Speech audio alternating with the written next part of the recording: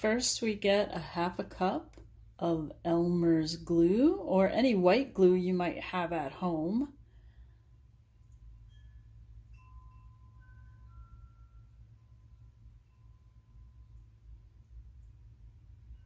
Okay, and then I'm going to put that in my mixing bowl, and I'm going to use a spatula to get all of it out because it's pretty sticky. And that little spatula is going to help get all of the glue out. And then I can get my next ingredient there, nice and clean. And the next ingredient that I'm adding is 1 full cup of all-purpose flour, 1 tablespoon of oil is my next ingredient that I'm adding. I did not choose to use my good olive oil that I use for cooking and flavoring my food. I used sunflower oil.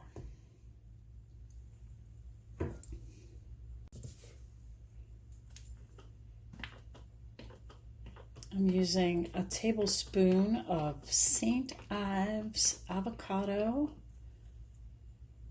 hydrating vitamin E and avocado body lotion.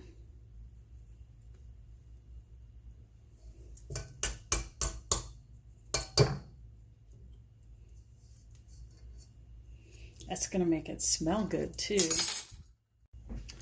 Next, I'm adding a tablespoon of vinegar. I don't think it matters what kind. I'm using apple cider vinegar. If all you have is white vinegar, use it. Don't use the most expensive stuff in the house. Next, a tablespoon of baking powder being added.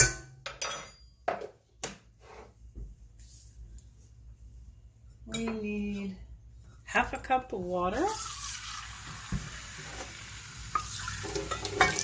Just put that in the one that I measured out the Elmer's glue in.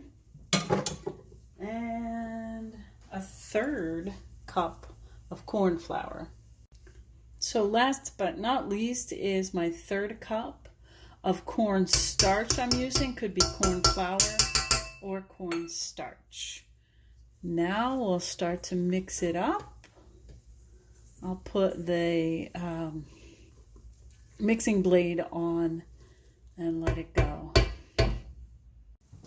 Okay, I've had to add a little more powdery stuff. I added a little flour and a little cornstarch until my clay started feeling like clay.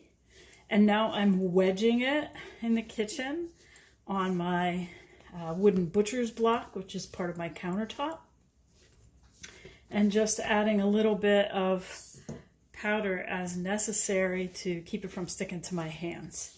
So I have never made this clay before, but it seems really smooth and nice. It smells good, and it's white clay, which of course you could color. See what that looks like when we try to work with it, stretch it. You know, it's pretty elastic compared to what we're used to. So that can be nice. First thing to do then would be to make some clay. I'm gonna talk about what to do in the future with your clay, but the first thing to do is to mix up some clay. So try this recipe. I'll probably be looking at a couple other possibilities with the clay, with color, and maybe with some other substances in it. But right now, it looks like a really good clay. I'm gonna play around with it and get back to you. And don't forget to bag your clay and label it. If there was a certain recipe you used, you want to remember, especially if you try a different one later. I'm going to try a different one, so the difference is going to be this one had glue in it and the other one will not. So recipe number 1, glue clay, and I have it all bagged up and ready to go.